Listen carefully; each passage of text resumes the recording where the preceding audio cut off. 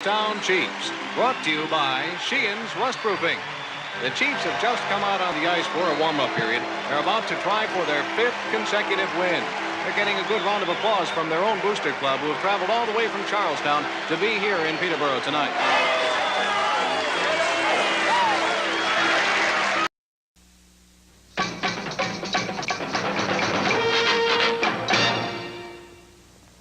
Need more energy throughout the day? Looking for a kick to your workout? RockinThatIDLife.com has you covered with delicious flavors you've grown to love in tropical fruit and mixed berry, but now fall in love with the new fruit punch and orange flavors. Try them all at RockinThatIDLife.com.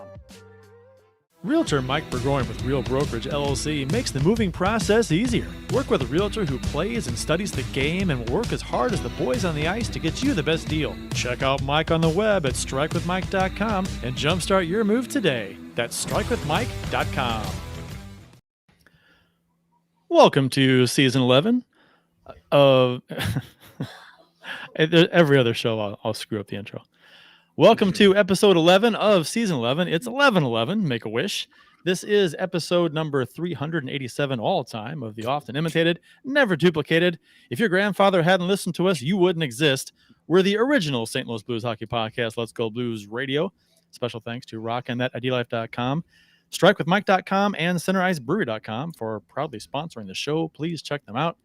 Also, check out our t-shirt shop at Let'sGoBlues.com for the best blues-themed t-shirts at a fair price.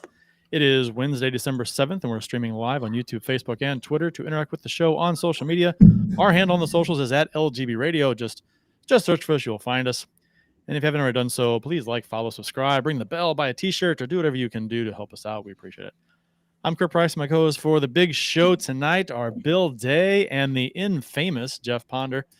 The agenda for tonight includes discussion about the Jordan Binnington saga and his on-ice antics. That'll be fun to discuss. The disappointing loss versus the New York Rangers and the interesting win versus the New York Islanders. Gentlemen, it is December and we're having a show. The Blues are struggling, but Jeff is pretty festive and decked out in his Christmas gear right now. Yeah, I was going to make a reference to my ugly sweater that I'm wearing right now, which is a beautiful, I'll go ahead and stand up and show the audience. It's a beautiful Darth Vader. It says, I find your lack of cheer disturbing. So, yeah, ugly sweater. But then I look up at my TV and I see much uglier sweaters. The Calgary Flames are wearing their reverse retros tonight. Oh, yeah. Good to see them in the spirit. Those are even more hideous on the ice. I didn't think they could get uglier, but they look worse on the ice. With that yellow stripe on the shoulder, they look like a damn referee. Well, I mean... They Calgary has not been able to figure out stripes ever on their not ever. I'm sorry, ever since they went away from their best looking jerseys ever. Yeah, that diagonal stripe that comes out of the bottom, that is just goofy strange. Hideous, just hideous. I don't understand it. I mean, maybe it's a Canadian thing. Maybe it's like I don't understand foreigners' design. I don't think they're legally allowed to wear those in when they play in Dallas or Florida or maybe Tennessee because they're abortions. Yikes! Oh man, that was good. Are abortions. I like that. Okay, was good. That's I very like good. it. Off the cuff too. Bill, look at Bill. Can't wear it. Can't wear it. Can't wear it in the red states. No. Spontaneous humor. Probably can't wear them in St. Louis then, I guess. Unfortunately, yeah, it's a red state over yonder. I hate my state. Mm-hmm. You gotta do what you gotta do. I guess we'll go to the official beers. I guess Jeff's drinking away at his. Bill, what you got for your official beers of episode number 387? You can follow each of us on the Untapped app. My handle is CPrice12. Jeff says Ponder 94. Bill says Billy Blue Note 33. We all have numbers at the end of our handles there on the Untapped app. It's our hockey numbers, right? Every one of us. Mm-hmm. Yep. Yep. Yeah. So I am, and again, I need to get better about seeing what the ABVs are. Never fails. Tried to do a podcast over here. But My yeah, tail is stuck in the door. the little dog is chewing on me again. So another Monster ABV beer. I really do need to look at this before I pull them out of the fridge. But tonight I'm doing a Boulevard Brewer's Choice barrel aged, rum barrel aged spice cake. Oh wow. That sounds good. It is real good and real boozy. Have you ever had rum cake? Yeah. Sure. Oh, it tastes just like it. Rum cake in a glass. Yeah, except it's you don't get the carbs. Well, I guess you do. Just get them a little more quickly. Didn't somebody one time listening to the show in the chat kind of criticize our fancy beers? They were like a Bud or Miller person or something, strictly, solely That's happened multiple times. Amstel Light only kind of guy. Meisterbrow. We've literally gotten like, you're in St. Louis. Why aren't you drinking Budweiser? Yeah. And I'm like, there's way more beer here than just Budweiser, right? Yeah. I mean, I have my favorite shirts too, but I don't wear them every day. So, not that Budweiser's my favorite beer, but right.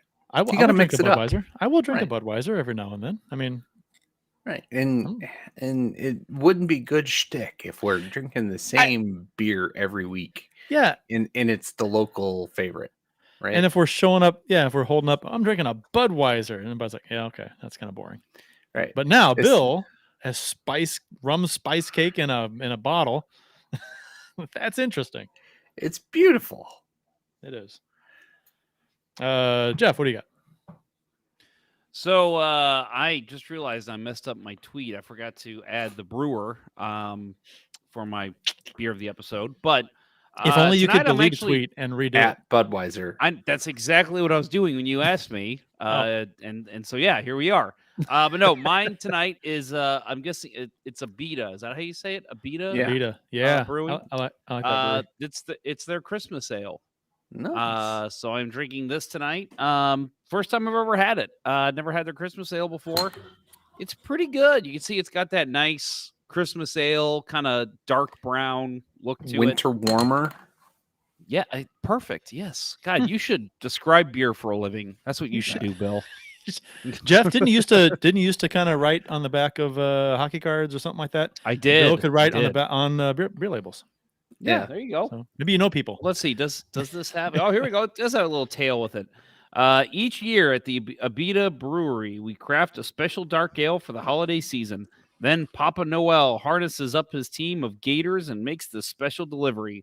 The recipe changes each year so that Abita Christmas Ale is always the perfect gift. Gators. I'm guessing this is like a Florida beer. No, it's Louisiana. Louisiana. Louisiana. There we Louisiana. go. Okay. I guarantee.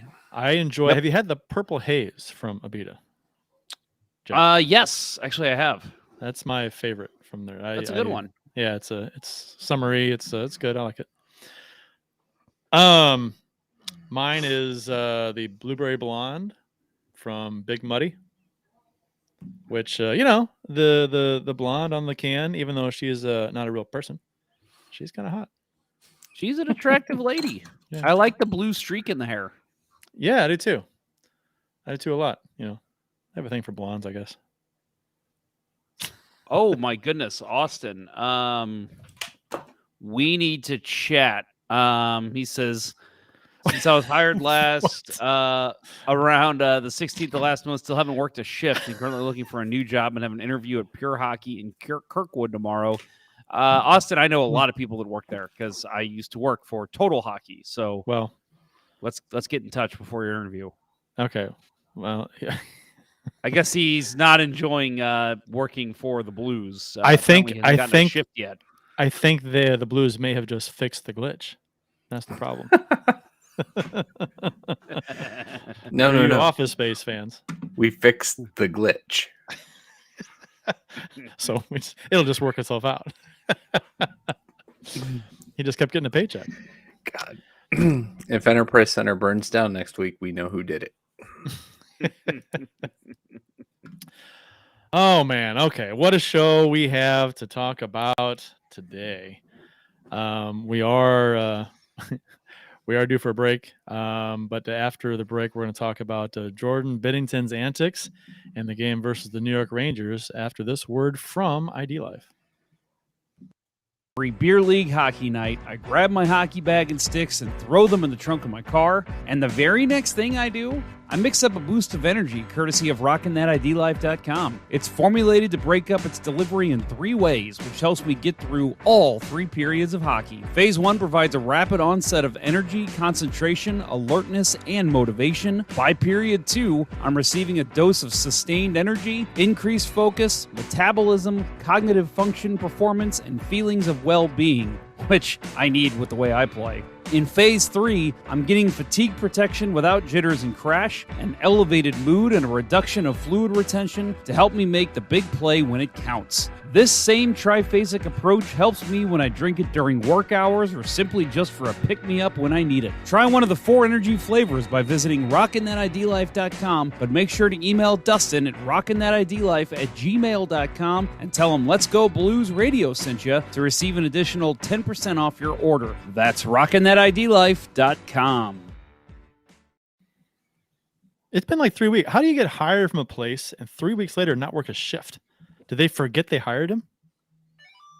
How does that work? You know, retail's gonna retail, man. I quick story to make you feel maybe a little better, Austin. I worked a year and a half at Best Buy right before the holidays. It was like October of the last year I worked there, and they were like, "Hey, we're making you full time. You cool with that?" And I'm like, "Yeah, that sounds awesome." And so I worked through the Christmas. I was working 45, 50 hours a week. And I was just, full time all the time. I think it was December 27th. I got pulled into an office and I was told, "Hey, so we never actually had you sign anything to say that you were going to full time. So we need to knock you down to part time." Yeah, I got 4 5-hour shifts in 4 weeks after that. So I literally went from making overtime to getting 5 hours a week. So I quickly quit. To me, that just says they're overstaffed, right? Yeah. I mean, they can't. I mean, that's just poor management. Well, and the issue was that I kept asking, like, "Hey, shouldn't I sign something that says you're changing my status?" And I just, being a dumb 22-year-old, I just figured, okay, it's fine. And no, it was not fine. Always get stuff in writing. There's your lesson for the day, kids. As Mike Shannon would say. Yes. Also, Austin's asking, did I get a new setup, new desk? Yes, I got a new setup. I've got a new standing desk here. So my angle here has slightly changed. So you're seeing probably a little different version of my office, but there you go. Yeah, a little bit of a different setup here for me. So we got back-to-back nights in New York for the Blues over the past 2 games here. Binnington got the start against the Rangers. This was a 6-4 loss for the Blues. Binnington did get the start after Berube's comments in the previous post-game press conference about Binnington's on-ice behavior in the 6-2 loss to the Pittsburgh Penguins. And his comments raised some eyebrows amongst which I don't recall Berube ever speaking out against, how Binnington is, like he did. It's because he never has. Yeah, never has. Not like this anyway. Maybe he hasn't really been asked about it either. I don't know. But Berube was asked about Binnington's behavior, and he said, and this was in the post-game press conference, "It's got to stop. It doesn't help anything. Just play goal. Stop the puck." And that's fair, right? And I think that probably stems from him being pissed off at the time because it was not a good game. Yes. If you missed what happened in Pittsburgh, which if you're a Blues fan, I'm not sure how you did. Shame on you if you missed. But if you missed it, in the game, Binnington stuck his arm out to get in the way of Zucker, who was about to round the net, which goalies often try to impede a player to give their defenseman some time if a player is cutting around the net. Jamie Storr famously tried to do this against Jeff Courtnall in the playoffs years ago, Blues versus the Kings. And Courtnall just ran his ass over. That's what happened. And we saw it a couple games ago with Jordan Stahl going behind the net on Binnington, and Binnington, and people laughed, like, Binnington fucking around, and what did they say? He fucked around and found out. Yeah, that was dumb. No, he was making a play on the guy with the puck, that was driving him off the puck, and allowed his teammate to take the puck up on the power play. Like, that was exactly what he wanted to do. Yeah, morons. I know. People, he got run over. He tried to hit Stahl. No, he tried to impede Stahl, and he did. Yep. It's exactly it what doesn't matter that he got knocked down. He didn't care. He did his job. Yeah, Blues gained possession of the puck, and they worked the puck out of the zone. He did exactly what he wanted to do. Right. It was a legal play. It was not interference. Right. No, Stahl had the puck. He took the man off the puck. Yeah. Oh, that's what I loved about some of the comments, too. Shouldn't that be an interference call? Stahl had the fucking puck. Yeah. How is that interference? I know. I think I even tweeted to somebody. I was like, Binnington is perfectly happy with getting knocked down there. He doesn't care. Yeah, and that was the other thing I said. Like, I was not furious, but I was a little annoyed with people saying, shouldn't he get interference? I was just annoyed with people saying, well, did Stahl get goalie interference? No, Binnington ran into him. Like, why would Stahl get an interference call? Right. But so Zucker didn't react to the glove that Binnington stuck out, either because it was time to, or didn't want to, or whatever. But you don't think he dove a little? I don't know. Maybe it's hard to tell. But I mean, he's a fast player, and he was coming in quick. Sure. So there's and I'm actually asking because I don't know. My initial reaction was that he dove a little bit. Was like, I'm going to try to get a call here, and I don't know. I don't know for sure, but he may have. I think he did embellish a little bit. Maybe he stayed down a little longer than, but I'm thinking that he's just focused on the defenseman, on the puck, right? And he's not looking at Binnington, and Binnington's arm just probably comes out of nowhere and hits him in the face. Whatever. But goalies do this, not exactly like this, but they'll put an arm out, they'll stand outside the crease a little bit to make the player go around them. Bill can attest. It's just what you do. You kind of you give your defenseman an extra step, right? Time to make a play. You don't want that guy to get on your defenseman as quick as you would otherwise. That's what goalies do. And got Zucker in the face pretty good. The whole thing was hilarious because they ended up giving Binnington, they tried to give him a double minor for high sticking, which on the replay, if you look at it, his gloves extended this way and his stick is way over here. His stick couldn't have been any farther away from Zucker's face, but they gave him 4 minutes for high sticking. And I'm like, they didn't see that at all. I don't know what they were doing. It was a reaction call, and Bill, you might, I don't know if you have a thought on this too, but I just feel like at first I thought, okay, this guy, whoever made that call, instantly pulled into the NHL office. What the fuck are you doing? You are clearly making a reactionary call. His stick didn't even leave the ice, didn't even touch Zucker. But at the end of the day, a couple people commented back to me on Twitter and were like, they probably made that call because they thought this is going to be a reviewable call because it was 4 minutes. They can review that instantly puts it in for review. But the problem with that is that it can all you can do is rescind it to 2 minutes for high sticking. Right. And so the fact that his stick didn't even touch him or take it off completely, which is what happened. Right. And so the fact that the stick didn't even touch Zucker, they couldn't call it high sticking. You can't call it high sticking. So at the end of the day, doing nothing would have done the exact same as what they did, giving it a 4-minute high sticking. Just a weird decision by the officials to make that call. Yeah, I mean, if you could give somebody a double minor for roughing, I could see that completely. We'll give him a double minor, so then we can go review it. But Zucker wasn't cut though, was he? No.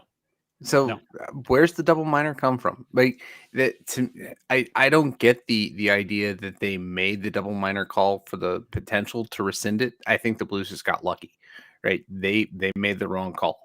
And it should have been a penalty. Yeah, It, for sure. it totally Yeah. should have been. Should have. Oh yeah, Interference, maybe even roughing. roughing, Yeah. interference, whatever. Take your pick. Sure. Yeah, that was just weird. I stand by. I still think that even if that was their reasoning, like, oh, let's just call it for 4 minutes high sticking so we can review the call. That's still not the right call. Like, you still have to make the right call on the play, and they didn't make the right call. So if I'm the NHL officiating, who is it? Daniel, who is it? Who's the charge of the referees? I can't remember. But I'm calling those refs and saying, guys, I got to sit you a couple games without pay. Like, what the fuck are you doing? Yeah. I don't know how you see a possible high stick. You see, unless they just weren't watching, or they heard somebody say it was a high stick and they just called it that. It's very puzzling. Just speculation. Right. And then you wonder, right? Because at that point, they embarrassed, right? And then they say something to Binnington and, like you're on thin ice. And then, he goes and gets the 10-minute and tossed. So, right. Is there a correlation there? The officiating just has been pretty bad. That play, the game against the Rangers, the phantom penalty to Kyrou where Trouba grabbed his stick. That was awful. Yeah. But just not good. So Zucker scores later in the game and Binnington is pulled. And this is so the first half of it was the glove to the face, right? From Binnington to Zucker. And the second part of the issue with his antics on the ice are after he's pulled. So Zucker scores, Binnington's pulled, and he comes and he's skating off, and he's got to go by Pittsburgh's bench, and he sees Zucker and a teammate laughing. Okay, so and something was said, or he sees them laugh. They're laughing at Zucker said after the game that they were laughing at the goal, and I'm like, you're laughing at the goal you scored?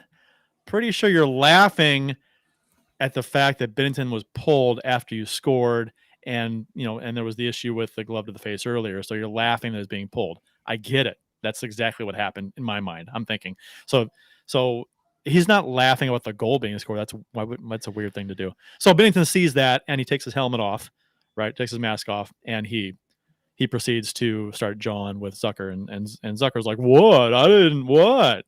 So people are then pissed at Binnington for trying to start shit with the bench when it seemed pretty obvious to me that he's skating by the bench and he sees Zucker laughing at him for being pulled and he's pissed. So should he have skated by and said nothing? Probably, but he didn't. And that's not it's a big not deal. him. That's not him. That's not a lot of players. I mean, I don't know. So so those two incidents are what Berube was commenting on after the game. Well, about how I just want to add real quick about Zucker saying with the he was laughing at the goal. That right there to me is where everything okay? Is that a sneeze there? that was. Oh, I think I saw the ball on your Stanley hat kind of move there. Right. Whatever happened. Yeah. This mic is amazing. Yeah, Julie's downstairs with the door closed.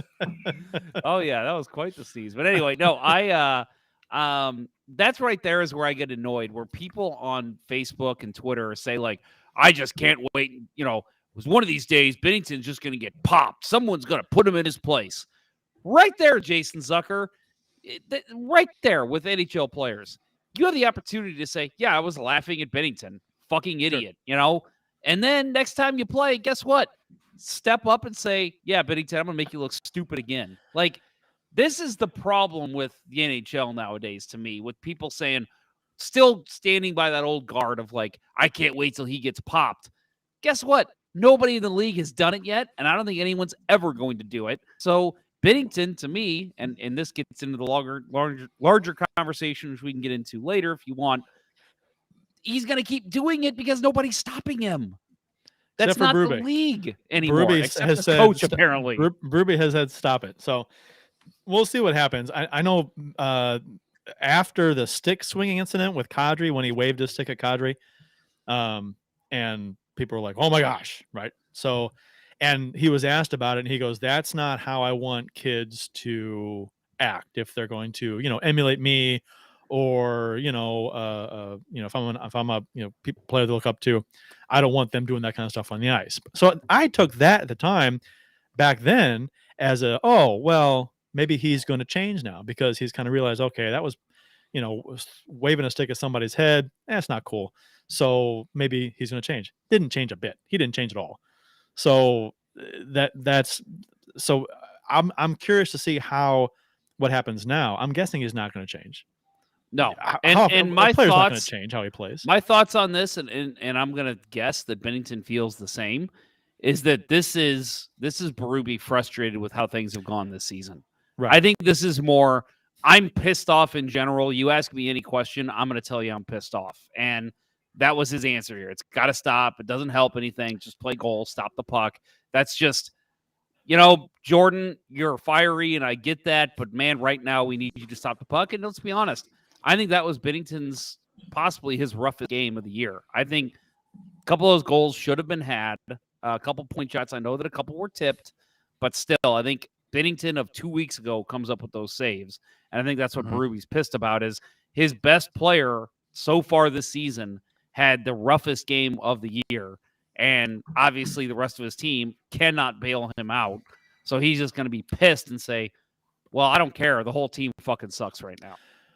So, okay. So your guys' thoughts on Binnington's behavior on the ice. So there's been a lot that's been said about it. And for various reasons, it's when a goalie does anything, it gets like front page news, right? If there's a goalie fight, oh my gosh, it's on every highlight, the show out there. Personally, I said this before, I am entertained by his attitude on the ice when he does this stuff. I like guys who play with an edge, who show emotion, who play with passion, make it known they care. I love it. Give me it all day long. That's hockey. Here's the deal. Why is to me? I'm curious. Why is there outrage with Binnington in particular? Because there's a lot of stuff that goes on the ice with other players, skaters.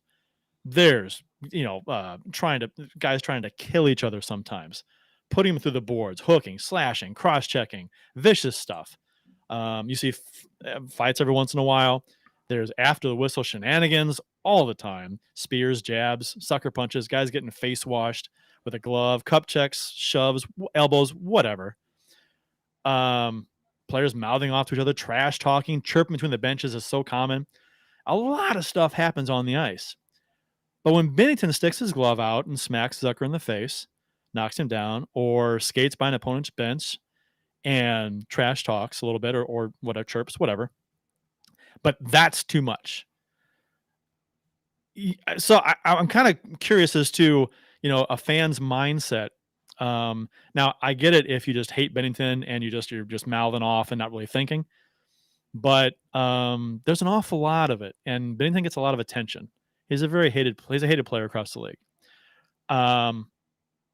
So I'm trying to understand the mindset of a fan who will root for bloody murder out on the ice when plays going on. But if a goalie does anything, the slightest little thing, like Binnington did, the interference with Zucker or the skating by the bench and saying something, it's like the end of the world. It's unacceptable. It's totally wrong. Shouldn't be doing it. So so Bill, you being a goalie, and I know you playing hockey with you like to you played a certain style. Mostly yelling at your own team. Well, that too. But so I'm kind of curious as to what you guys think about that angle. This was why what Binnington does, or any goalie really, except for Kemper apparently, because Kemper, couple nights ago, you saw what he did. He took a vicious two-hander. Guy was standing in front of him, which you see goalies do. He two-handed whack right on the knee, and a guy goes down. And I did not see outrage over that.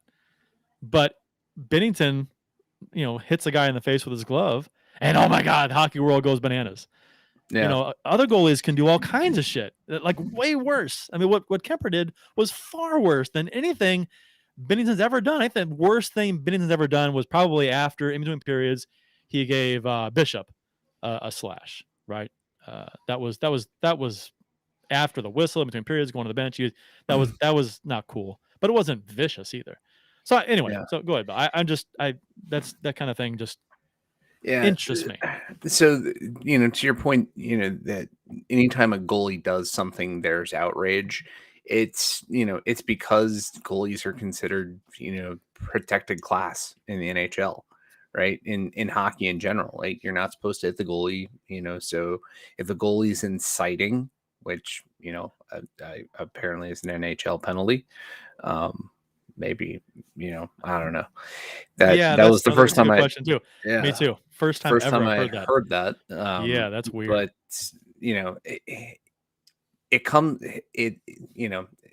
when a goalie does it frequently, and I think this is the problem. This is the problem with Binnington, is the frequency, right? It's he hasn't learned the balance yet, that he can't do it to every other game, right? It seems like it's a tool that he uses to try to either keep himself focused or even motivate himself even more, and maybe motivate.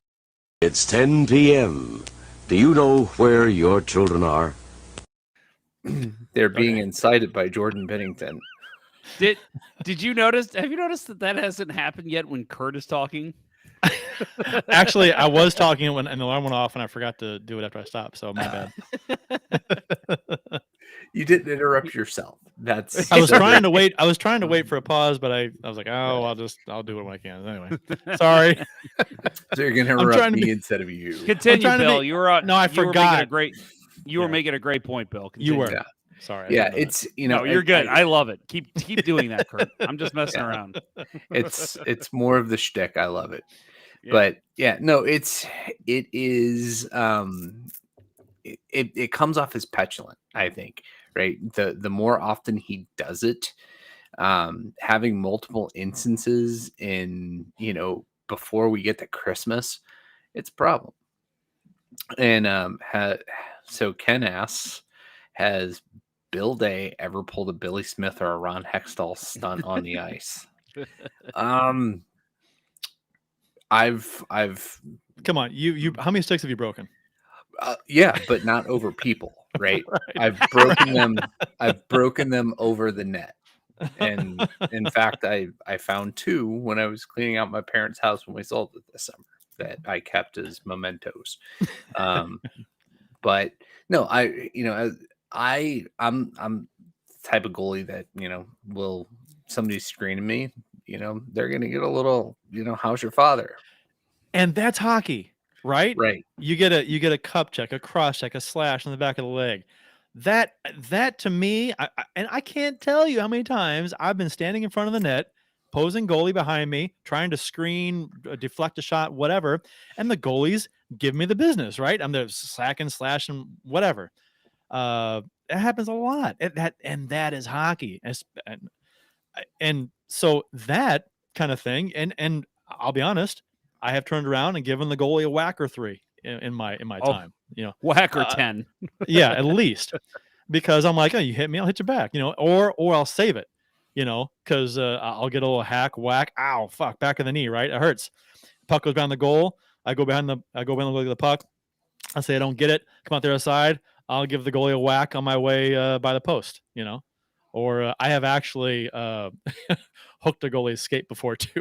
I was going to ask you, Kurt, because I got one. What's the cruelest thing you've ever done to a goalie? Not like shot wise, like purposely and intentionally doing something to them. I instantly know. I got that. I was I was in front of the goal, getting battling with a defenseman, right?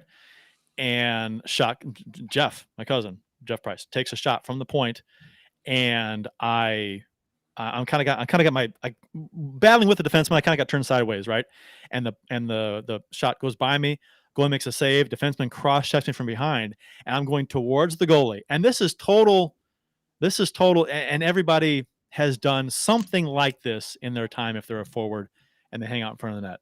So I kind of facing the goal a little bit. Cross check from behind. I'm going down towards the goalie. My stick's here, kind of up a little bit, and I just come forward down with my stick, and it right in the side of the head. Just bam, right in the side of his head. Did it on purpose because I'm thinking, okay, I can roll this into me getting checked down, and the stick is wild, and it gets hit. I have to maintain control of my stick. I got it. I was probably going to get a penalty. I didn't get one actually, but I got him good right on the side of the head. And it was just one of those things. I'm like, I'm not trying to hurt the guy necessarily. I'm just trying to fuck you. I'm going to slash you. And it happened to be my stick was upon it's in the head, which I kind of regret now. But it's like, at the time I was a stupid kid and I did some stuff. Mine wasn't that bad, but Bill won't appreciate this one. So I hate you both already. So when I was in high school, I was the only guy who was willing to get in front of my teammates' shots and try to deflect and get in front of the net. We had one guy in particular who had a wild shot. You didn't know where it was going, but I mean, he had a blazer. So, so I was in front of the net on the power play. Goalie kept hacking me in the back of the legs. And so I turned around. I said, give me one more slash, see what happens. And he winds up, slashed me in the back of the legs. Referee puts his arm up for the penalty. And I just turn around, and it was just perfect one motion. Referee didn't even see it. I turn around, I take my stick, and I get him right in the chin guard or the chin mask, flip up on my stick, flips his helmet like 10 feet in the air. And he just goes, you, like a total slap shot moment, you motherfucker. And he comes coming out of the crease. My teammate just taps in the puck into an empty net. Like I said, referee didn't see it. He thought the guy was just coming after me and flipped his own helmet off. And so we ended up getting a goal. And then we ended up getting a 5-minute power play because he came out and started swinging at me. And the goalie lost his mind. The coach was yelling at the ref. And I'm like, I'm just going to pretend like I'm innocent here. I didn't do anything wrong. His wife is a lesbian. She's a lesbian. Fantastic gal. Wasn't that played by the same woman who played the mom in Christmas Story? Melinda. What's her last name? You see her boobie. Yeah. It's a good boob. Yeah. While we're talking about crimes against goalies, I took one penalty in my time as a non-goaltender on an infraction against the goalie, and there was just something wrong about the call.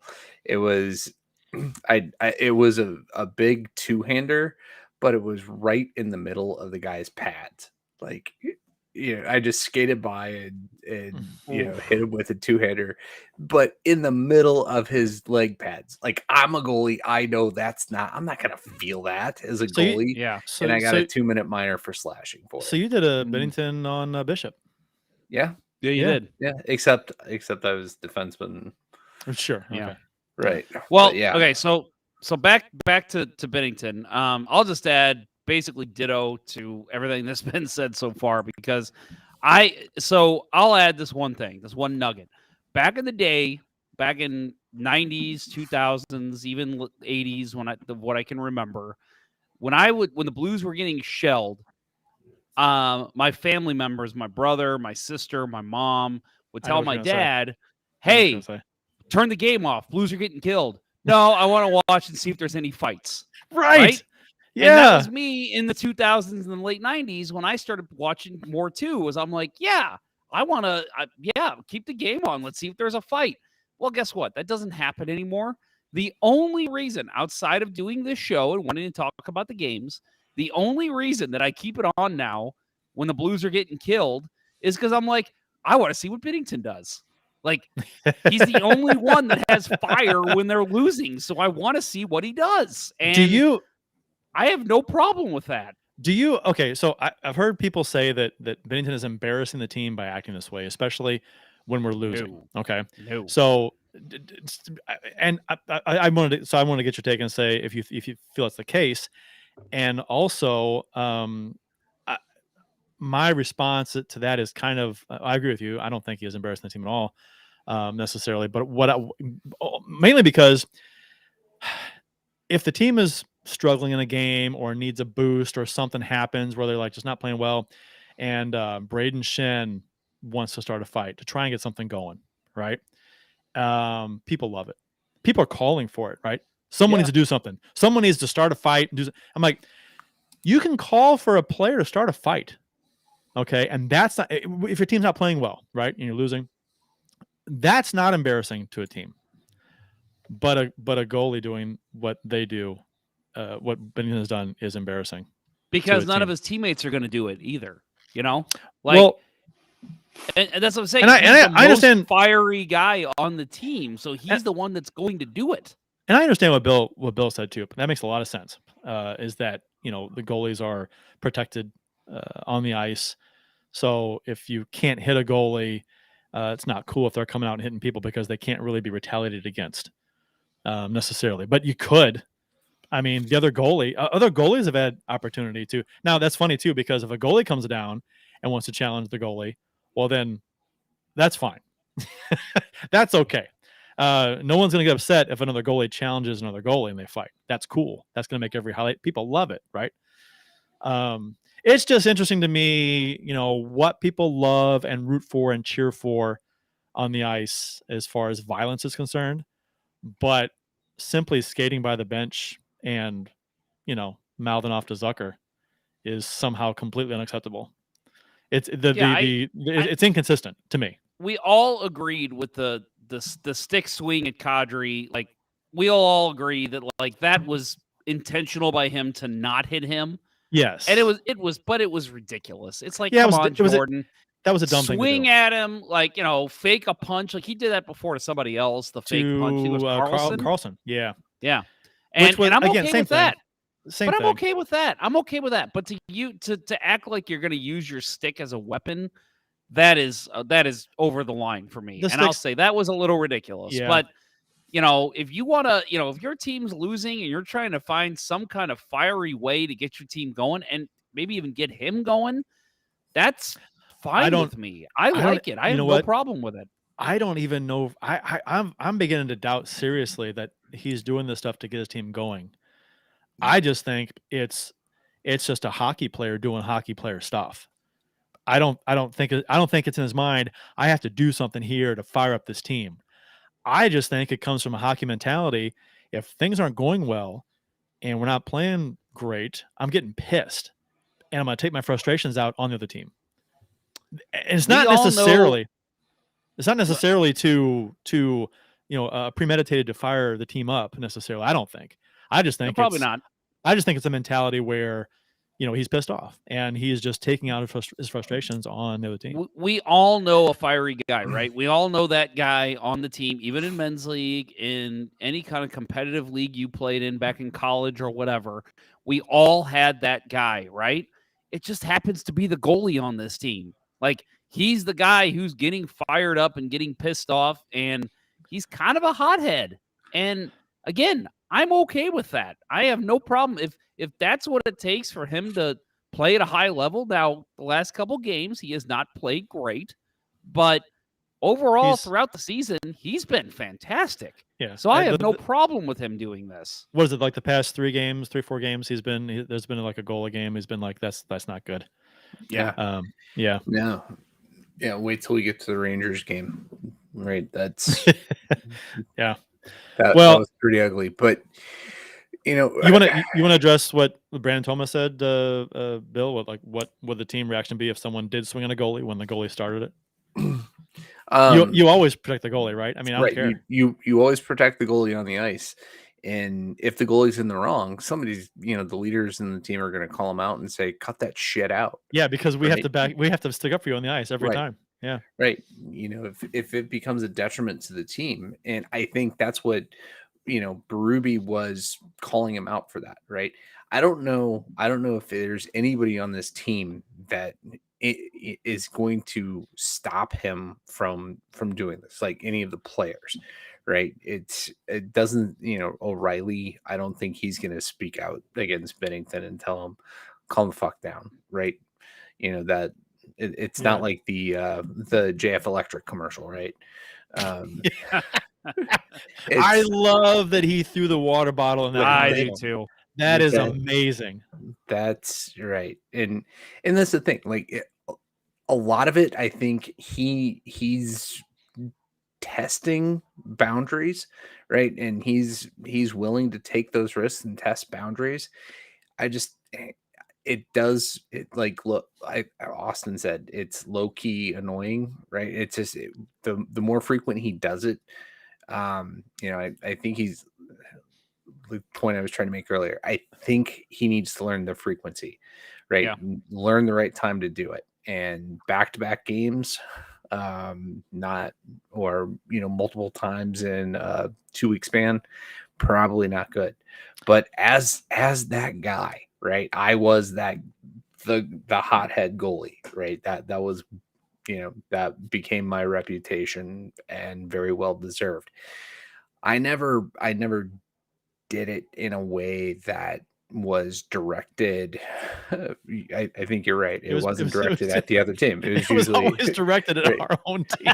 Right. It really was. Most Right. defensemen, forwards, whoever's not doing their job in front of you. Right. And that was, that was the roller hockey days when I played ice. I don't know. I had a hard time making the adjustment to roller hockey goalie. It is so different and just worse that I think I was pissed off to be playing goal in the first place. But no, Well, you gotta spray armor all on your pads. You play on a rollout. We gotta do that, Right. Jeff. I'll tell you that. yeah, Put you armor have all on to- those pads so you can yeah, slide a you- little better. Fucked Oh, up, man. you talk Yeah. about fall on your ass skating near the crease. Fuck. right. Yeah. Roller fly is the way to go. You guys know what roller fly is? Roller fly. It's That is- Astroglide for hockey players. Yeah. Yeah, it's Locker literally room stuff only. it's these little this little panel, and it's got these little tiny like micro balls in there, Mhm. Right. and they help you slide. They go on the inside of your pads and Yeah. they help you slide post to post. It's still not as good as ice, but it's a lot better than trying to do it on roller floor. Are the micro balls next to the micro penis? Well, yeah, they're right on the inside of the pads, right there in the All right. thighs. Okay. Yeah, all right. they're literally attached to the thigh pads. So yeah, very close to the micro penis. Brandon Thomas says, then should Binnington be more pissed at the team for not having that grit or fire? Because when he does it, it's frowned upon, but nobody else is doing it. There's probably, I'd imagine there's some frustration with Binnington with the passion and the fire of the team in front of him because you don't see it. A goalie shouldn't have to do that. I've seen plays around the goal that used to be where defenseman would beat some ass for a guy taking like the extra shot. Was it? It was against the Islanders, I believe. Grice had the puck covered, and I think it was Parise who took a couple of whacks after it was covered, and nobody really did anything. They kind of shoved him away, but I was like, oh my god, it wasn't that long ago where you'd get destroyed if you took shots at a goalie who had the puck covered. Yeah, that's a pretty good point, right? There isn't we don't have a Ryan Reeves type on this team. The guy you expect to drop the gloves the most is probably going to be Bortuzzo, but he's even easygoing with the teammates after Zach Sanford got traded at least, but. There isn't that defenseman on this team.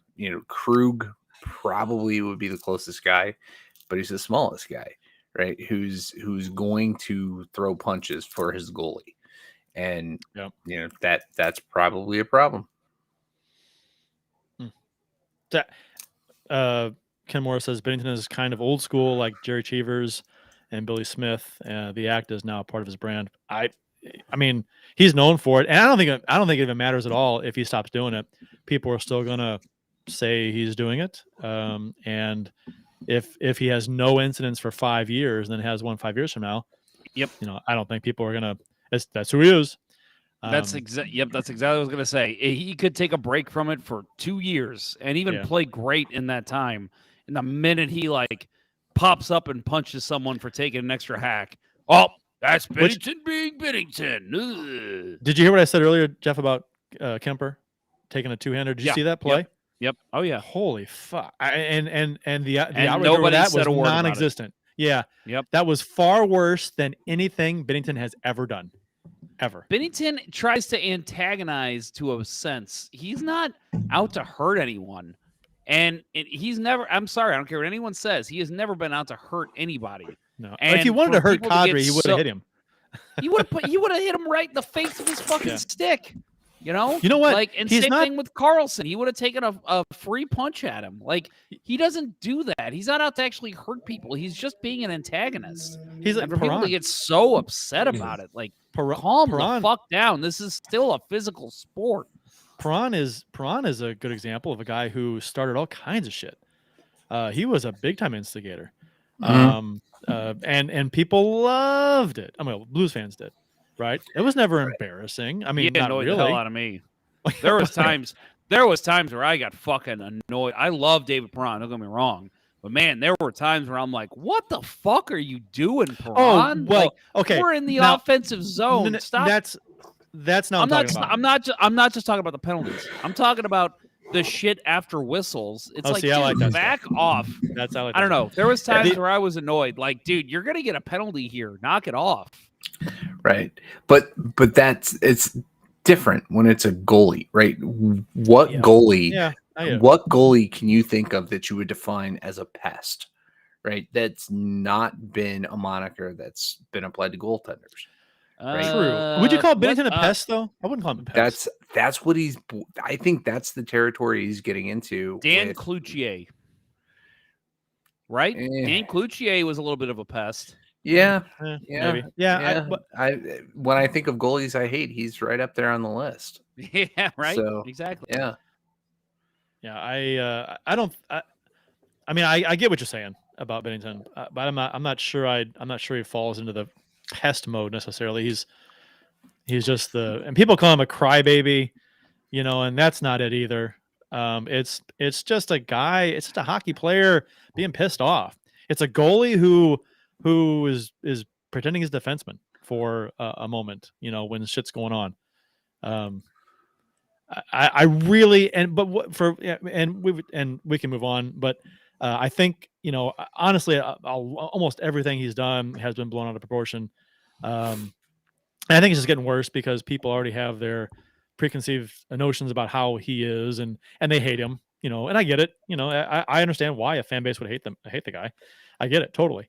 Let's I mean, say their I were a opinion's made Dallas Stars fan, I would hate him. I would hate him so much. And their opinion, their mind's made up, but they're not going to change it. And so anything he does is like unacceptable, which I understand. I think it's wrong. But I totally get the mindset that they're in. But I personally love having a villain on this team. The last villain, and it's a little different because he's a Hall of Famer. I don't know if Jordan Binnington will be a Hall of Famer, but Chris Pronger was the only other last 20 years, let's say, only other villain I can really think the Blues had. And, and I guess the difference was maybe Tyson Pronger Nash backed it up. Yeah, he was more of a pest than like a Mike league-wide villain, though. Mike Danton. Mike Danton was literally a villain. Right. A villain who's tried to make right of life, at least. Let's give him credit. Yeah. A reformed villain. Right. That's true. But yeah, when he's going back to the goaltender thing, right? The villains you think of goaltending, right? Ken's mentioned it a bunch. Jerry Cheevers, Billy Smith, Ron Hextall, Patrick Waugh. Patrick Waugh, right? I think the last two goaltenders to get suspended for stick infractions, at least that I can recall, and somebody correct me if I'm wrong here, but Ron Hextall on Kent Nilsson, the 87 Stanley Cup final. Mm. Got a 5-game suspension to start the next season because of the vicious two-hander. And then Patrick Waugh suspended in 89 for a slash against the Minnesota North Stars. But I can't think of goalies being suspended in the last 30 years for an on-ice stick infraction. Ray Emery didn't get suspended for anything, did he? I don't think so. No. Mr. Golden Gloves boxer? Yeah. I'll tell you what. I think he just got some times. really good. He got some great fights. He got. Yeah. I mean, and he had a number of fights. And one of my favorite fights was when he took on the entire Sabres team. Remember that? Yeah. That was amazing. Yeah. Jason Rosenthal says the most effective pest goalies are whacking ankles with their stick, not pretending to throw punches. Right. Yeah, I can get that because you get retaliation penalties there too. I agree at the same time, but Binnington's outside of the 10-minute misconduct, which does not cause a power play for the team. He's not taking penalties, right? Like he's really, I mean, he takes a couple here and there, but he's not taking penalties. Goalies now who whack the back of ankles, they're getting penalties for that now. That wasn't the case 20 years ago. So go ahead. Go back and watch Patrick Waugh and Dino Ciccarelli in 96. Oh my God. Waugh, that one game, the sequence where Waugh just kept giving it to him. Ciccarelli would turn around and act like he was going to slash him. Turn back around, and Waugh just went right back to it. Some of the funniest shit you've ever seen. Those were good, but at the same time frame, Claude Lemieux versus Osgood/Vernon. There was some good stuff there too.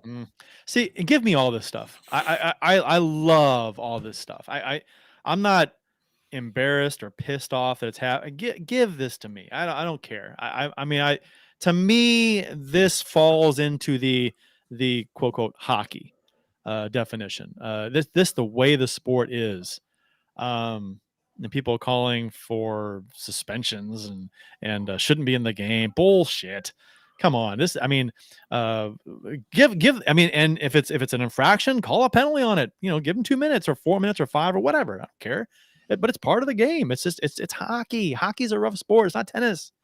Stuff happens. There's a video on YouTube of him fighting in AHL too, Binnington. I don't know who he fought against. A good one. But some no-name goalie. Yeah. Bill didn't win a cup. He didn't win a cup. No.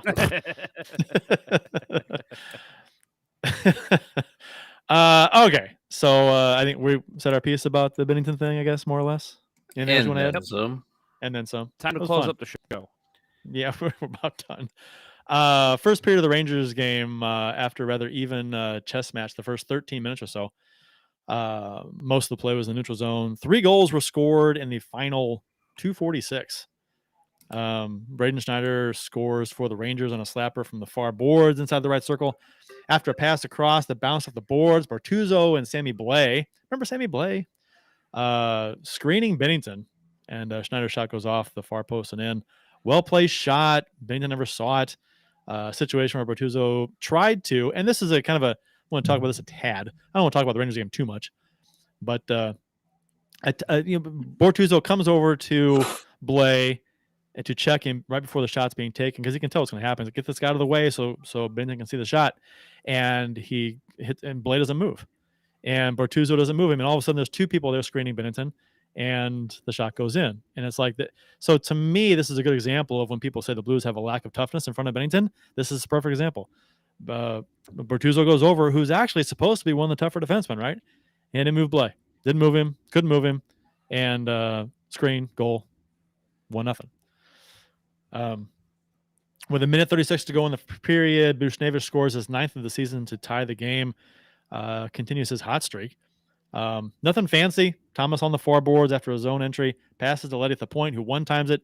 It deflects off Buchnevich, kind of his body in front. And then he dives and gets enough of the puck to push it across the line. Just a good, greasy goal. Nothing fancy about it. And we talked about the horrific call on Kyrou to end that period, or near the end of the period. A terrible call. I don't, and it's to me, it's just a situation of the official not seeing the play correctly and calling a penalty. I don't know how hard it is to be sure, and I've never been a referee at any level, but you got to be sure on some of these calls, and it's a terrible call, and it costs us a goal. This 5 seconds with the power play time costs us a goal. Adam Fox, 28 seconds to go in the period. Yeah, those bad calls really stand out when your penalty kill is so terrible. Yes, right. They really do. Every time there's a bad call, I'm like, God damn it, that's gonna cost us a goal. Right. And we'll talk about the PK in a sec, which is we talked about last week, but we have more to add this time. Unfortunately, no kidding. Fox's goal, 28 seconds to go. Face-off win by New York. Pass across to Fox in the middle point. He shoots. Puck is deflected up and beats Binnington high. Block with a ton of traffic in front of Binnington. Includes 2 Blues players, Bertuzzo and Mikkola. Again, more traffic in front. No one's tying up sticks. Puck is deflected, goes in. There's a number of these goals that have happened the past couple nights in New York and previous games where the shots are coming and Blues players are not tying up the players. They're not moving them out of the shooting lanes. They're not tying up sticks.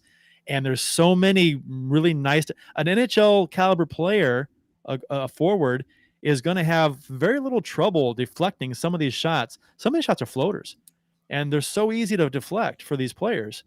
And if you're not tying up a stick, I mean, this is tough for a goalie. You can't, and they look like bad goals on the goalie sometimes because they're floating shots that get tipped.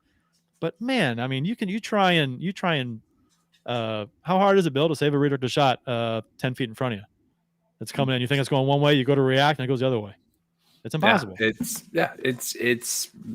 pretty impossible. Only worse is when it's deflected 2 feet away from you. You gotta hope it hits you.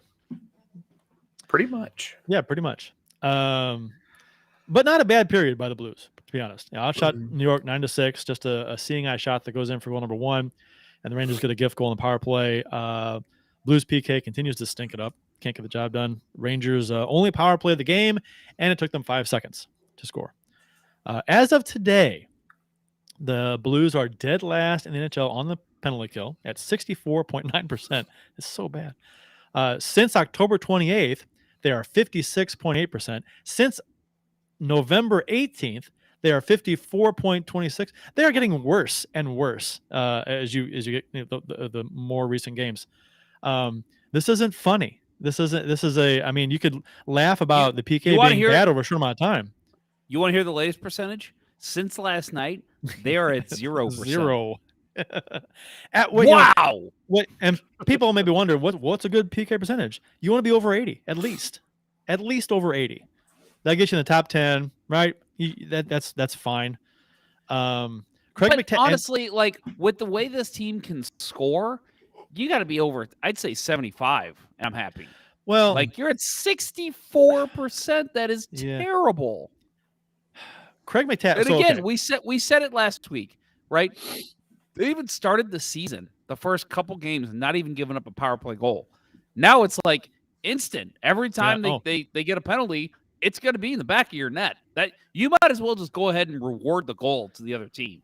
It's that like way, we're not even gives out the there. Blues another chance. It gives the Blues at least another couple seconds to try and get that goal back. So if I'm Ruby, just put a goal on the board. Don't even give us a penalty. We're good. Okay, so I want to talk about Craig McTavish a bit, and the realization over the past few days of what happened. So Craig McTavish, did anybody hear about this? Did I miss this and everyone else heard about this? Did you hear about this? Did y'all hear about this? Yeah, a second. Can I finish? Craig McTavish was relieved of his penalty killing coaching duties in late November. Yeah. Wasn't announced? Did you covered? Did you know? I don't know. I don't know if you guys remember the conversation we had last week. Yeah, the only reason that I bring this up is because I was just listening to our episode, a little tidbit of it, and I just happened to listen to the part where we talked about, well, McTavish is a veteran. They're not taking away the penalty kill from him. So what are they going to do? It's going to be on McTavish to figure this out. Apparently, by the time we said that, he had already had his penalty kill duties taken away. On December 4th, so a few days ago, Jim Thomas wrote an article about how Berube was upset with the PK woes and Binnington's antics, which we just talked about. In that article on December 4th, just 3 days ago, Thomas mentions that McTavish was stripped of his penalty kill duties a couple of weeks ago. A couple of weeks ago? That would be around November 20th, which means that whoever is running the PK now is shockingly doing a worse job, because on 11/20, the Blues PK was at 69.2%, which is bad, and it's dropped 15% since then. So, do you think that maybe he took away McTavish's duties and then forgot to assign it to somebody else? No, what it is Austin actually got hired. That the job that he applied for was PK coach, and he hasn't shown up. Right? He's no call, no show for 15 games. God and damn it, Austin! On our podcast, bitching. This is your fault. Get a shift. You motherfucker. Okay, so Jim Thomas said on social media that he had mentioned the move to remove McTavish from the PK when it happened. But the hell if I can find that anywhere.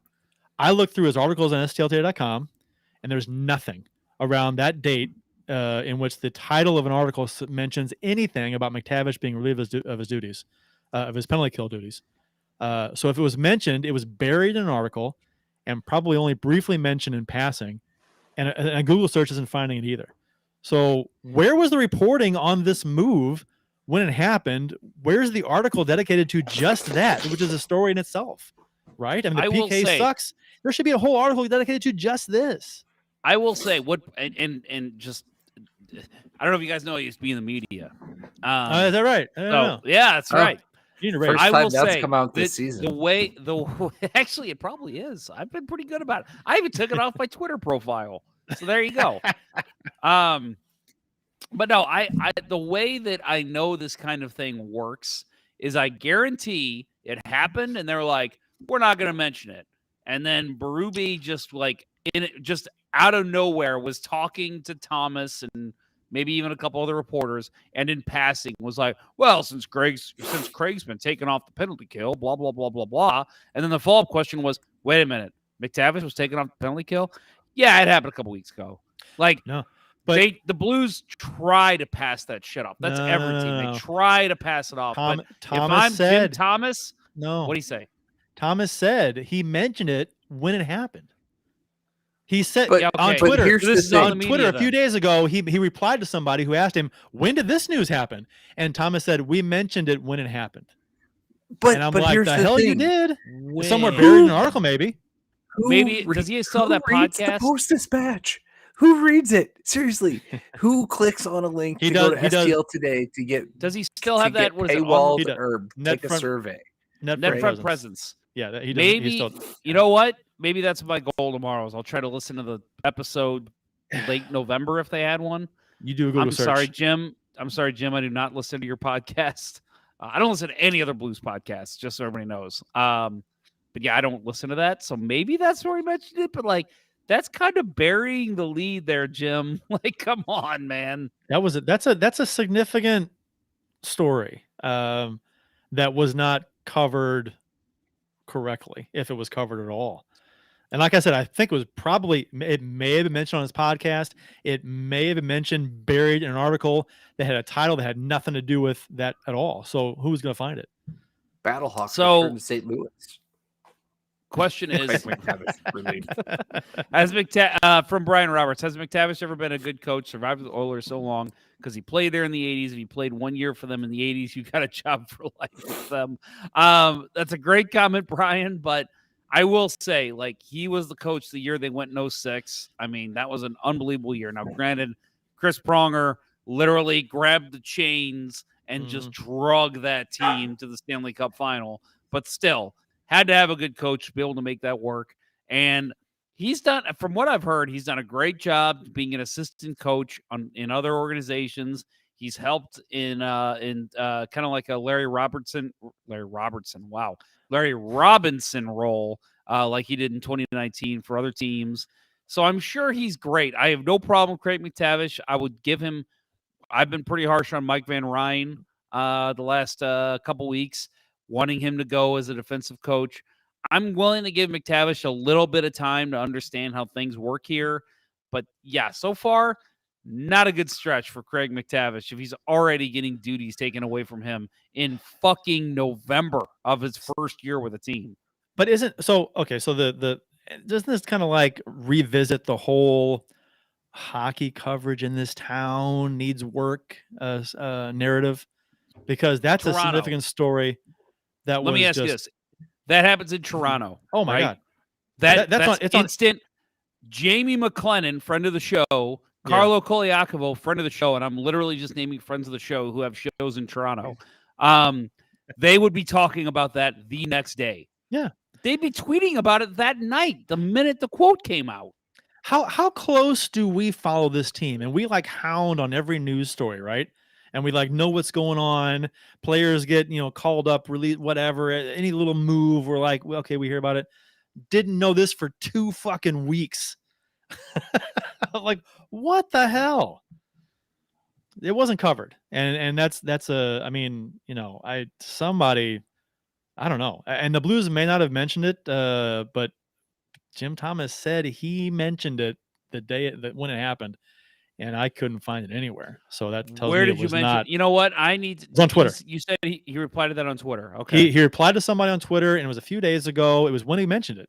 He mentioned on Twitter that McTavish had been relieved from his duties, and that's where I saw it first. And I replied to it too. And I said, he did what now? I'm going to find that. He's gone now? Just looking for what I replied to or whatever he replied to. But I will reply during the show and see if I get a response. Oh, okay. But yeah, that's where was mentioned? Crazy to me. I don't think because I think a couple people asked him where was it mentioned. I don't think he responded. So maybe I missed it again. Go for it. I mean, well, somebody needs to put a finger in his chest and say, "Hey, buddy, tell us where you mentioned it." Well, it's just information that I mean, maybe the casual fan doesn't care, don't even know who McTavish is, but I mean, people who follow the team, there's a lot of diehards in this town, and that's information they want to know, and it's good information. It's interesting, and it just seems like it's missed opportunity, especially at a time when the team is at a historical low in PK percentage. Right. How does a team with Ryan O'Reilly and Noel Achari, two extremely talented defensive centers, have such a shitty PK percentage? Yeah, and I don't think it was mentioned who's taking care of the duties now. And so who knows? And whoever it is, it's gotten worse by 15% since the 20th of November. Yeah.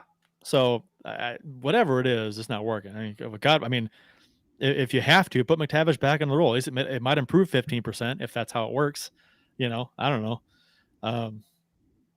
Whatever. Second period against the Rangers, Blues bounce back, score 3 in the second. Goes by Tarasenko, which was 12 seconds into the second period. And then Kyrou on a slap shot on the power play. Glove side from Perron's spot. And O'Reilly with a Vincent Trocheck goal for the Rangers in there as well. Saw the Blues up 4-3 heading into the third. On Trocheck's goal, it was a shot from the point, and Trocheck was in the slot. And he was O'Reilly's man. O'Reilly wasn't on him and couldn't tie up a stick. And more players unable to tie up sticks. O'Reilly, a fantastic back checker, doesn't do what he's supposed to do, and it's just nothing's working. Players that are supposed to perform better just aren't, and players like O'Reilly who are like workaholics, so focused on doing everything correctly. Stuff like this is happening. It's just kind of mind-boggling. But O'Reilly did score a goal. Nice zone entry on a nice crisscross passing play where Shen gets a chance in front, and O'Reilly puts the rebound by Shesterkin. So got the lead going into the third, but then Rangers, it's all Rangers in the third. 3 goals allowed in the period yet again. K'Andre Miller scored 4:48 in the third. Lafreniere scored at 8:16 to give the Rangers the lead on a play that happened after the Blues turned the puck over in their own zone. Falcon with the boards to O'Reilly. He was covered. Puck goes off his stick to Zibanejad, who shoots. Lafreniere is in the low slot, not tied up by Falk. Again, stick not being tied up, and the puck is deflected by Binnington. I don't know. Late in the third, Blues are trailing 5-4, and Barbashev. This kind of summed up the Blues season, right? You need a goal to tie. Barbashev got the puck at center. The rest of the team rushes the blue line, expecting a dump in so they can crash and forecheck to try and get the tying goal with 5 minutes to go, something like that. And he decides to stick handle towards center, loses the puck, breakaway for Kreider, scores on Binnington. Binnington can't make the big save, and essentially game over. Right. Crazy. And the reaction from Darren Pang, oh, he knows better. He knows better. You can see it on his face. If it's a rookie, oh my God. You just can't do that. No, he needs to sit for 5 games. You can't do that. Fundamentals, get it deep. Yeah. Yeah. I know. I did feel bad for him though, because he looked beside himself. Right. Right. And he knew it. He knew it. Sure. Right. And Pang's right to call him out there, but the difference, yeah, I know. But in the treatment of veterans and younger players, just I hate that part about it. 7th straight game, the Blues have allowed 3 goals in a period, and we're about to have 8. We'll talk about the next game. This was Binnington's 6th straight loss after 6 straight wins, after 5 straight losses, after 3 straight wins. That's too streaky. That is nuts, man. How is that even possible? I mean, some of these stat gurus is this the first time in history this has happened? Binnington is 9-11 on the season with a 3.42 GAA and an 8.89 save percentage. So say what you will about Binnington and the team in front of him not doing their job, but his GAA and save percentage have gotten progressively worse each year since 2019. So whether you want to blame the defense or Binnington, either way, it's a bad trend. Yeah, so. I will defend Binnington still. There was some conversation this week with Stephen Ground.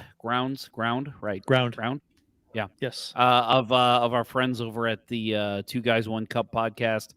There's some discussion this week on Twitter with them about how Binnington. He said Binnington's been basically bad for a while. He had a couple. I did not like. We talked about the Robertson goal last week, right? Do we? Yep. Yeah. The Robertson goal against Dallas, did not like that one. Didn't like the late goal in Carolina with Martin Nook's second before his empty netter. I thought the deflection came out far enough to where he should have had a stick on the ice. That's all he needed to do there and went through his legs. But I will say the Pittsburgh game and the Rangers game, he could have played better. I thought he played pretty rough. So, and again, the problem with this team, and I hate to say this because I've said it now for over a year, if the goalie's not standing on his head, this team is not winning games. And there was even a period where I said last year, I hope Binnington gets traded because he deserves better, and he's going to get his career shortened playing for this team. But the problem right now is he's not playing. I mean, he's not playing like dreadful to where it's like keep him out of the crease, but he's not standing on his head. He's not playing particularly great. He's playing pedestrian. And with that, you're not going to win games with the way this defense looks and the way the back checking looks. You mentioned trading Binnington last season. That would we have Husso. And little Husso check in Detroit right now. He is 11-4-3 with a 2.54 GAA and a 9.16 save percentage. So pretty good numbers for a Detroit team that's not amazing. But boy, did he look bad, at least in my opinion, in the playoffs. Oh yeah. Woo. Oh yeah. No, I agree. And his play down the stretch last season wasn't great, and in the playoffs he looked shaky at best. So I think that kind of I think that made losing Husso easier to stomach for some fans because he had a nice run during the season, but he tailed off at the end and had a bad playoff run. So, but he's playing well this year so far. According to numbers, I haven't watched him a whole lot. A couple games. Yeah, no, I saw a pretty damn good goaltending duel between Jake Allen and Ville Husso a month ago. I think it was in the beginning of November. That was a hell of a game. Both goalies stood on their head. But yeah, apart from that, I don't think I've got to see him play. But those are some respectable numbers. Binnington's GAA, for I mentioned, it's gotten progressively worse, along with the save percentage each season since 19. His GAA in 2019 was 1.89. Next season 2.56. Next season 2.65. Next season 3.13. This season 3.42. Save percentage in 19 0.927. Next season 0.912. Then 0.910. Then 0.901. Now 0.889. Getting worse each category. And, that's not all necessarily on him, because those, save percentage and goals against average are also team stats. They're not just goalie stats, even though they're attributed to goalies. I mean, the team in front of a goalie has a lot to do with those numbers too. But yeah, not good, not good goalie numbers. Not a good trend for the team or for him.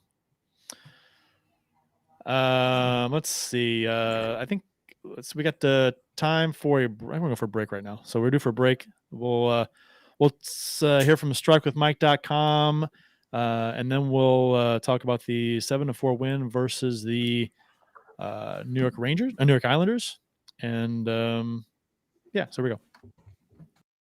Magical 2019 playoff run, I was in the midst of buying my current home. Every time I spoke with my realtor, obviously, home buying was the discussion. But in the back of my mind, I couldn't stop thinking about what was destined to happen for our St. Louis hockey team. If only there were a realtor who could have walked me through the process, held my hand when needed, but was there to be a sounding board when I wanted to complain about a certain hand pass goal.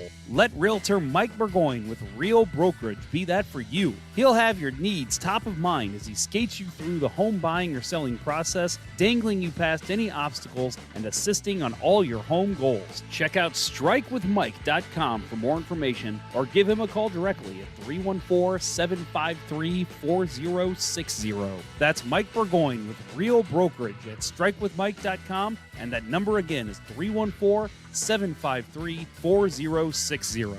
Don't forget to tell Mike that Let's Go Blues Radio sent you. So the 7-4 win against the Islanders the Blues had on Tuesday night was a crazy game. Good game for the Blues for first 2.5 periods or so. Greiss got the start in net for the St. Louis in this game, and despite the way the game finished, still put up a .900 save percentage in this game, something Binnington hasn't done in his past 6 games during his losing streak.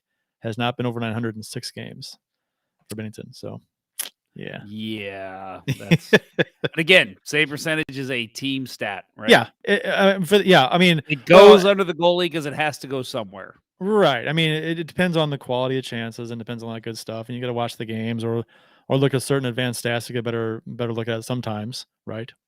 But and Ilyas Sorokin gets the start for the Islanders, who is having another good season. 2.33 GAA with a 924 save percentage, which includes the 5 goals he allowed in this game, which ties the most goals he has allowed in a game this season. This would be his also be his 3rd straight loss this game. Early talk of a Vezina favorite at this point, which it's always silly to talk about that, right? 25 games into the season, but yeah, talking about how well he has played, he has been one of the better goalies in the NHL. So to see the Blues put on him to put a 5 spot on him was pretty impressive.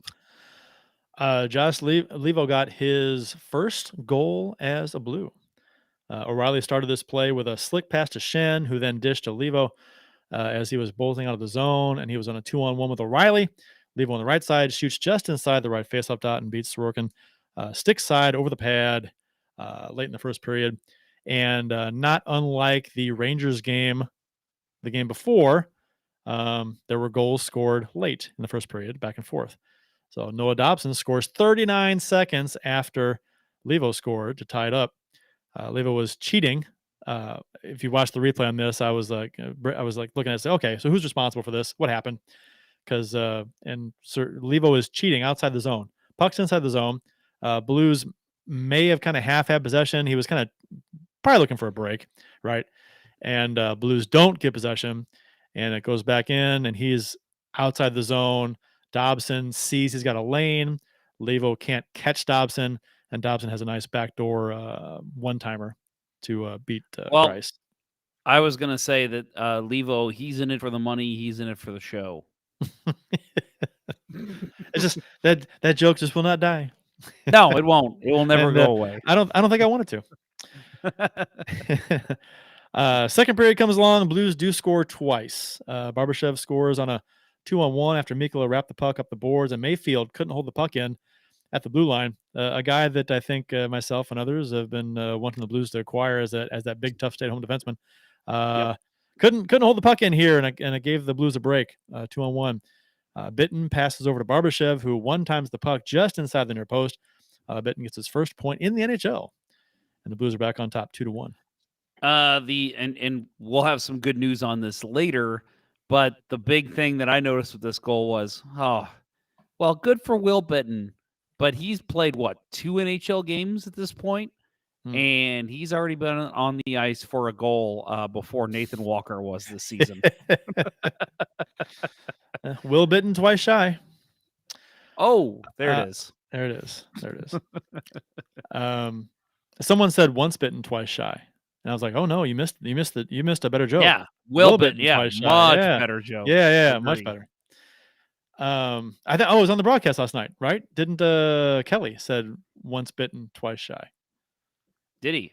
Yeah. And then Panger called him out. You don't know who sings that song, and Kelly's like, "Sure I do. Great White, great band in the '80s." And Panger's like, "Someone's giving you this information. You don't know music." I missed all that. That was a good exchange. I like that. Yeah, Kelly doesn't strike me as a Great White fan. No, probably not. Not at all. O'Reilly scores second goal for the Blues in this period with about 5 minutes to go in the period. Put the Blues up 3-1. Kind of a one-man goal here. Levo dished to O'Reilly in the corner in the offensive zone, and O'Reilly worked his way in front, took a shot forehand high on Sorokin, and then he dives to get the rebound and stuff it around far side on Sorokin. O'Reilly made the Islanders defenseman Alexander Romanov look kind of bad right here. He came in front, and Romanov didn't really take him too well and had his back to the rebound. Looked kind of bad. If this were a goal against the Blues and it was Bortuzzo, we'd be ripping a new one. Oh, I saw Islanders fans losing their shit over this goal. Like, what? You're not even gonna look at the guy who's taking a shot on net, right? Yeah. But I'll say, man, this was an impressive NHL 23 goal. Their new install this year was the last chance goal, right? Yeah. Or it's like they get the last chance to take another shot on goal. This was exactly what that was. Have you played? Do you have 23 yet? We have purchased it. I have not gotten it yet, as it is a present for me. I've heard the last chance feature in NHL 23 is so rare that guys who play a lot of 23, they'll play 20 or 30 games and they haven't yet to see it even happen. So, oh man, yeah, I don't play that much. I mean, I'll do the GM mode and I'll play about 80. Out of the 82 games, I'll maybe play 30 or 40 games tops. But then I play all the playoff games. So we'll see. I'll try to keep a count until I see one of those goals. Speaking of video hockey, I posted in it. You saw it. You responded. Got NHL 94 installed on my arcade, my MAME arcade for the. So we are Genesis console. We are talking about coming over to your house, right, for the our show in 2 weeks. Yeah, and I think I need to talk to Bill about this, but maybe we should come over a little early. Hang out for a little bit, and definitely play some NHL 94. Well, it's 94 with the 22 modded for 22. NHL 22. Yeah, so it's got the updated rosters at the end of the 22 season. And I want to say it plays smoother.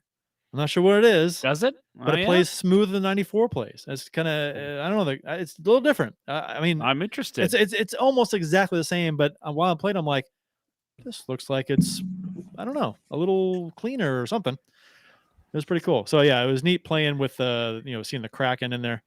Nice. And the Golden Knights, and seeing O'Reilly is hot for the Blues, and That was Yeah. kind of cool. I like that. Bill, we're talking about the show when we show up. Actually, it's 2 weeks from tonight.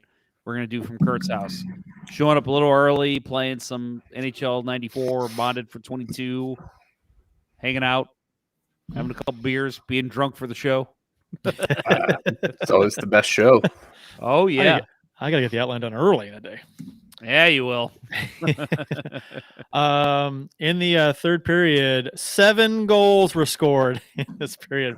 So the Blues had a 5-1 lead, right, at one point. So to start this period, Achari scores, Parayko scores, fairly early in the period, right? 5-1 Blues. Well, I'm like, okay, this game's over. 5-1. Even if they play a poor period, we've won this game. Then Parise scores to make it 5-2 a couple minutes later.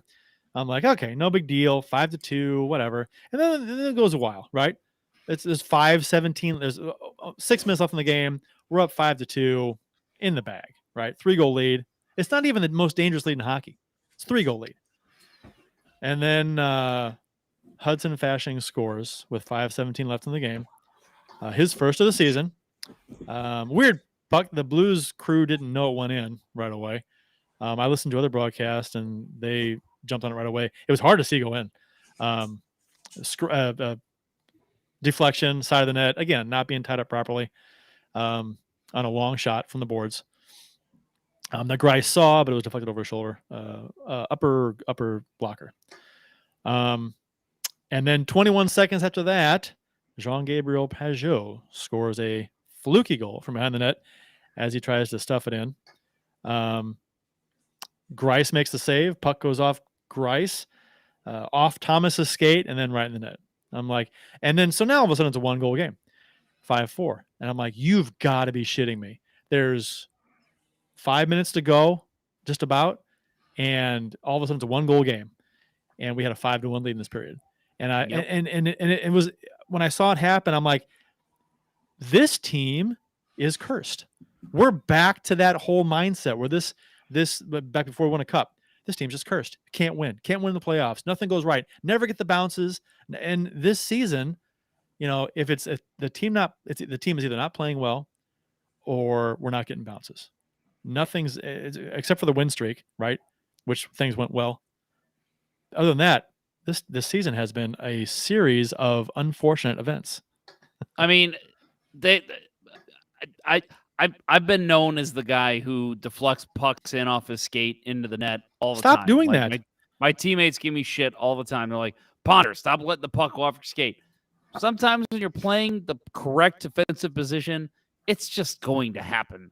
But it does seem when the team is struggling, it does seem to happen more often. And it's just an unlucky, unfortunate bounce. And I'll tell you, when you're a defenseman in front of the net, you do kind of learn to angle your skates a certain way, even if you're playing the right way. Well, exactly my point is you're kind of taught, like, don't angle your skates into a position to where if it goes off your blade, it's going to go right into the net. Angle it to a certain, like, stand in a certain way to where if it goes off your blade, it's going to go wide. It'll go to the corner. It'll go just beyond the post, whatever. But yeah, Robert Thomas, guarantee that's never been a real conversation in his career. This was a rebound from a shot. It was like a wraparound attempt. I don't think anybody's gonna think about angling their skates on a bang bang goofy thing like that. You'd be surprised at how quickly some NHL defensemen do think about that. But yes, I agree. At the same time, it's a bang bang weird play. And it's not a defenseman. It's right. Yeah. Right. And that's funny because the Islanders, because I was did you see that? Yeah. I was watching the replay on NHL Network, NHL.com to analyze this goal, and it was their broadcast crew. And I don't want to it was the female commentator, color commentator who was calling Thomas a defenseman. Yeah. I'm like, oh, you're not putting a good word for the women, the female broadcasters there. Right. No, it was the whole, I didn't take it as the female broadcaster thing. I think it was the lack of familiarity, but I thought it was kind of interesting because the guy that I've always compared Thomas to is Matthew Barzal. right? They are very similar players, right? And Barzal got $1 million more on the contract this summer than Thomas did. Yeah. But they are so similar. I thought for sure they would have known him, but you had to listen to her go through the off the defenseman skates. Who's that's 18? Thomas, yeah, right. right? It's like, yeah. I thought the same thing. It was funny. Mike Sillinger, number 18. Mike Sillinger. Played for Tony both Twist. the Blues and the Islanders. Ron Wilson, number 18. Ooh, Ron Wilson. Number 18. Jay McClement. Oh, yeah, he was 18. Good call. I think Ron Wilson was 18. Yeah, he was 18. He was 18. It's weird what players pop into your head when you think of numbers. It's just like, oh, this random guy from 1987. My weird one is 36. I always think of Brian Helmer. I think of Chianik. Yeah. Chianik was 26. 36. He was 36. He was 26. 36, I think of Philippe Ozon. Yeah, there you go. That's probably yeah. even better than mine. Okay. I don't know why Brian Helmer always comes to mind. Right. That's Brian Helmer. Wow. Yeah. How many games do you play in the NHL? For the Blues, probably 10. Yeah. The NHL, maybe 50. All right, over under 50. Brian Helmer. Let's look it up. Under. Just for fun. I think he played more than that with the Blues. You think? More than 50 with the Blues? Holy shit. 146 games in the NHL. Okay. All right. Way off. 44 with the Blues. Oh, see, 50 would have been good for the Blues. That would have been a good number. So anyway, the Islanders did cut the lead to 1, but that's as close as they got. The Blues put in 2 empty net goals, one by Thomas, his 5th of the season, and one by Achari, his 8th, to cap off a 7-goal third period. And the Blues win 7-4, ending the 4-game losing streak and get a much-needed win. Glenn Featherstone, he was 36. Yeah, that's a good 36. Yeah. He was a good player. You know, the Blues could use a Glenn Featherstone right now. Let's see if you guys get this. So I was at a trivia night a couple weeks ago, and I was surprised. I would have gotten this wrong, and luckily one of the guys at my tables corrected me. Who was the Blues player who basically started and incited the St. Patrick's Day massacre? Well, the very first part of it was Kelly Chase, was it not?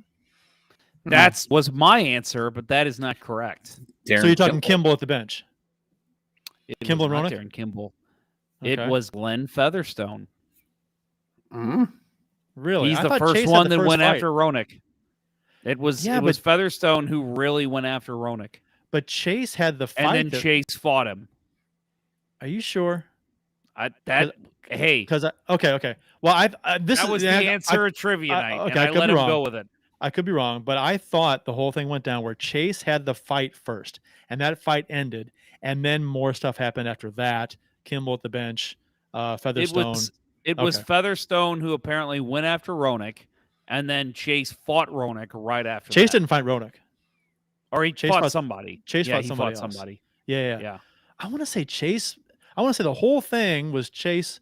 Now, whether maybe they didn't think the fight was part of that. You know, the fight happened, and then there's a separation, and then there was the stuff at the bench with Featherstone and Kimball and Roenick or whatever. I'll say there was a guy at my table who does not watch Blues hockey at all. Even back then, did not. And he said, "I remember this. I'm going to tell you, it was a guy that I remember named Glenn Featherstone." And I'm like, if you're dead set on that, let's go with that. And everybody at my table's like, but you're saying it's Kelly Chase. And I'm like, if this guy remembers it vividly, I will say go with that. And luckily, that was the right answer. I want to look it up. Well, you're going to have to watch the video. I know. I'm just looking at that. Great podcasting here. Well, if you bring up the video on YouTube, it's going to show the fight from the start. Because there's actually 2 parts to this, though. You know what I mean? The Blues, there was one kind of brawl right early in the game, and then there was the second brawl. The first brawl, the Blues had way too many players on the ice. The second brawl, the Blackhawks made a point. This was different periods. the Blackhawks made a point to end at 1, 2, 3, 4, 5, 6. It was Blackhawks have like 8 or 9 guys in the ice the second time to incite this brawl. So I'm wondering if I'm thinking of the first brawl in the game, or the first brouhaha in the game, may have been with Chase. The second time may have been with Featherstone. Yeah, I know. I remember the jersey over the head, but wasn't the Chase situation? Maybe that was the previous like. I think we're spending too much time on this personally. I don't know. There were two dust ups in the game. The first one, the second one. The first one, the Blues had outnumbered the Hawks, and the second one, the Hawks outnumbered the Blues. Okay. Austin says if you only had a producer on hand. Well, Austin, do your fucking job. Look it up. That's right. First, fix the Blues power play. Prove to us, Austin, that you know how to do this. We are late for break. We'll talk about the Blues. Who's up next for the Blues, which is Winnipeg, on the other side of this break from Center Ice Brewery. Do you like hockey? Of course you do. Do you like beer? Of course you do. Are you 21? Let's hope so. If you answered yes to all of those questions, run on down to your local beer distributor and pick up a 2-4 of Old Arena Lager, the Beauty IPA, or any other delicious hockey-themed beer from Center Ice Brewery. That's right, Center Ice Brewery beer is available at various beer stores around town, so check around for the one closest to you. That's Center Ice Brewery. Let's go Blues!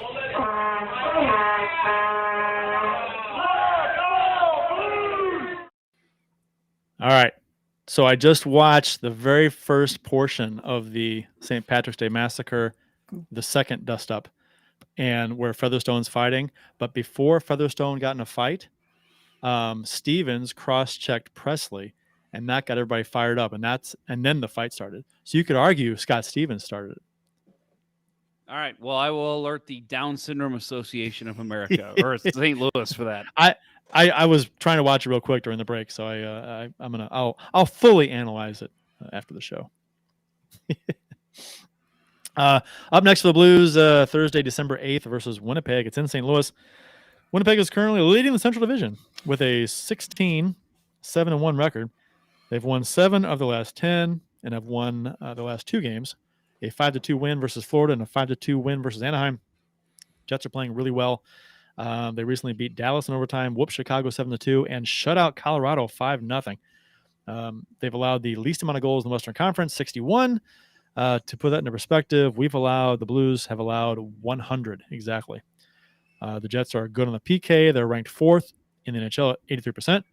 So that'd be a good matchup if the Blues can get some power plays. They're not as good on the power play, ranked 16th at 22.5%. But the Blues, maybe that's a good sign since the Blues PK is absolutely horrendous. But it might not matter.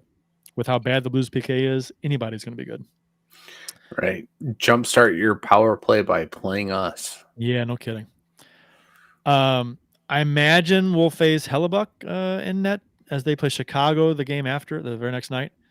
So that would make sense that they go with Riddick the next night, right? So probably. I'm guessing. Hellebuck has played the last couple of games too, though, so I guess you never know. He's having a great season. 13-5-1, 9.32 save percentage. It would not surprise me, honestly, if they went with Riddick, just because the Blues have been that bad, and so but it's like Chicago's worse. Chicago's bad too. So yeah. No, Hellebuck's back to he'll be Vezina finalist again this year. He had off season last year, but he's bounced back to how he was, pre-pandemic. 9.32 save percentage. That's get over 9.3. That's fantastic. Although Ilya Sorokin going into last night's game was also having a hell of a year, and that was his big bed shitting moment of the year. Sure. So all goalies go through it. Yeah, this game is going to be interesting because the Blues are coming off a win, a game that looked good through 2 periods and then fell apart late in the third when then they hung on. So there's like a bad. There's probably some kind of a goofy feeling after the game. Probably you won the game, but you don't feel like you won it well. Who do you start net for the Blues tomorrow or Thursday if you're listening to this show tomorrow? Binnington or Grice? Binnington's had good career success against the Jets, I think. It's a home game too.